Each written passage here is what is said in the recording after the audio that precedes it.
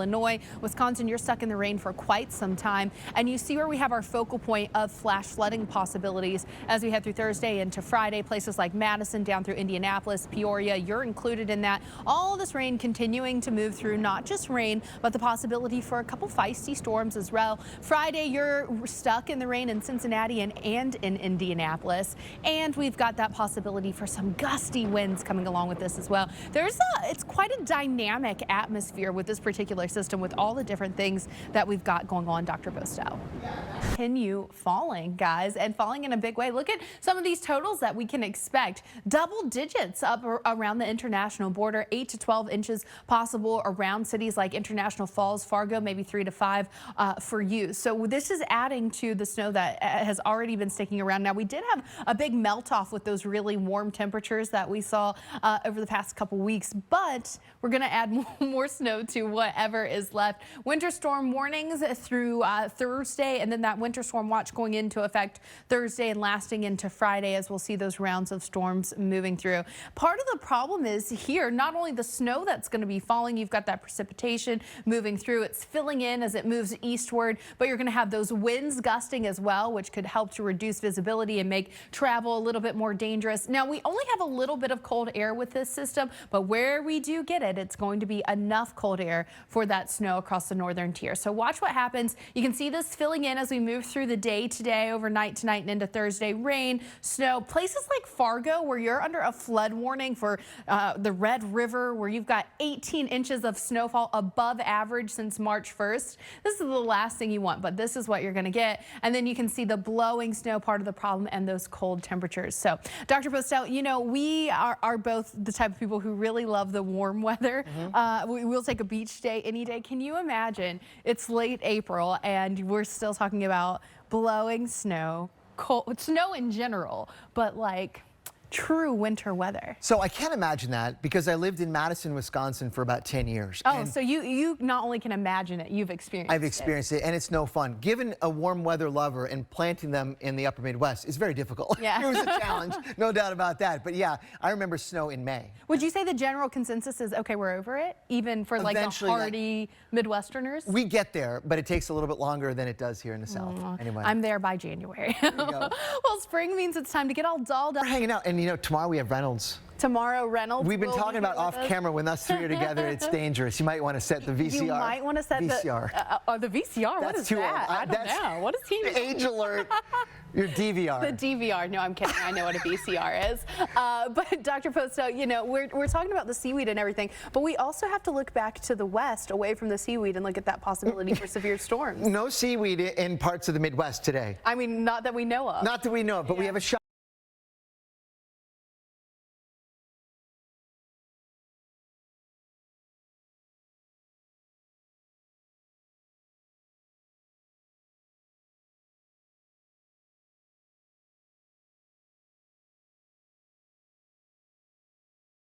In the season, but you're already having some of those issues with river flooding in this region, the above average snowfall for some places. In fact, Fargo, you are 18 inches above average for snowfall since March 1st. So you don't want any more, but some of us are going to get double digits more, especially as you look across northern portions of Minnesota, certain portions of North Dakota, where we could see those double digits as well. And that is going to exacerbate those river flooding issues that we've been having after all that melt off that we just had. So winter storm warnings across portions of the northern tier through tomorrow, and then you start to see that winter storm watch picking up in Grand Forks and Duluth as we head through tomorrow and into Friday. Here's what's happening. We've got our storm system pushing through, and where you get enough cold air, that is going to bring us our wintry weather. Now, we don't have a ton of cold air with this system, and that's why the snow is mainly limited to the northern tier. But where you are getting that snow, where it's going to add up into the double digits in late April, you're probably like, okay, enough already. But we're just going to add to those already impressive totals for this.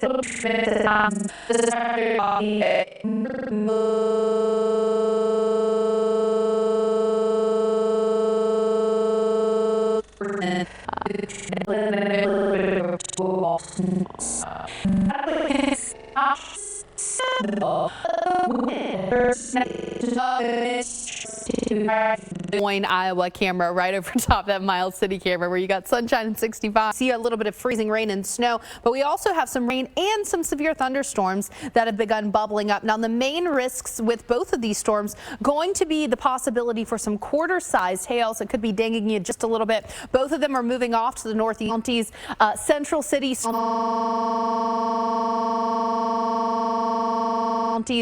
Central City, Springville, you're included in that. That's until 10:15 local time. So it's moving off to the north and east. Fairview, you are kind of right on the edge of that severe thunderstorm warning. And then this farther northern one that's also moving off to the north and east for cities like Dyersville, Epworth, Farley. That is until 10:30.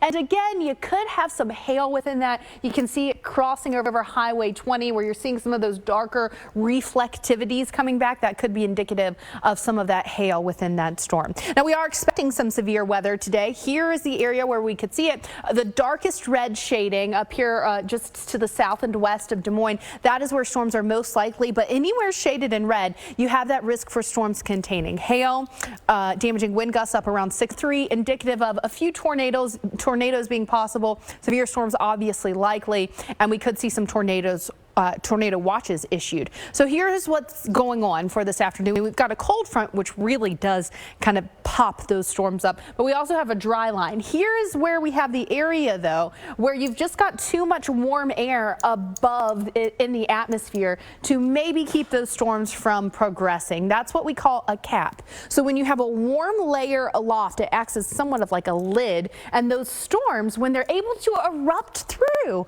you can get some pretty feisty storms. But what happens quite often is those storms hit the cap and they just can't grow anymore. It's like hitting the glass ceiling. Your cap or your storm just can't get past it. So where we do have kind of a break in that cap, we could see some storms developing. And Dr. Postel, we're already seeing some of those severe storms.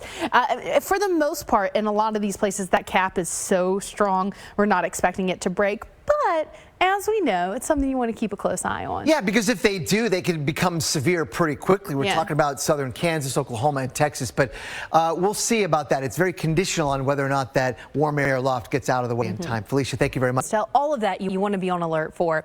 You don't really need to be on alert for this. You got a little bit of sun, just a little bit though, coming out to play in the Windy City today in between the peaks of clouds.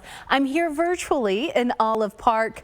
But you might not want to plan that picnic just yet because we've got rain moving in, not just today, but it is going to be a stormy couple days ahead. You're going to have the rain coming down like this, the gusty winds, maybe a little bit of hail in some of those storms as well. So let's talk about it. It is going to be quite the time and quite the flip-flop of, well, I dropped my clicker. Melissa, if you can click for me, that would be great because... yeah, it's on the ground now. Okay, so what might be on the ground across this region is rain, and it's going to add up in some places, and that is a problem because some of us are already pretty wet, and that is going to add to that possibility for some flash flooding. So here we go. Here's our flash flooding possibilities from St. Joseph up through Mason City, Green Bay, Madison. That is today through tomorrow, and then that rain is going to eventually shift. So here's our active weather that we've got going on right now. It's not a widespread area where we're seeing the rain and storms, but we do have some feisty storms out there across the Great Lakes region, getting in there to places like Chicago for your morning commute, Detroit. Eventually, this all fills in eastward as well. This is where we have that risk for flash flooding tomorrow. As we look ahead to say the weekend, we've got some big changes coming. But first, well, part of the country is talking about well above average temperatures, just basking in the 80s. Others of us are dealing with the wintry weather, and I will say that some of us are going to have that flip-flop going on. So we're going from warmth during the week to by the weekend. So you're not talking about flip-flops like being on the beach? No, sadly, I'm talking about that flip-flop from the 70s in places like Chicago to the 40s by this weekend. Oh, not for me. No, not fun at all. But spring does mean it's time to get all dolled up for some big events.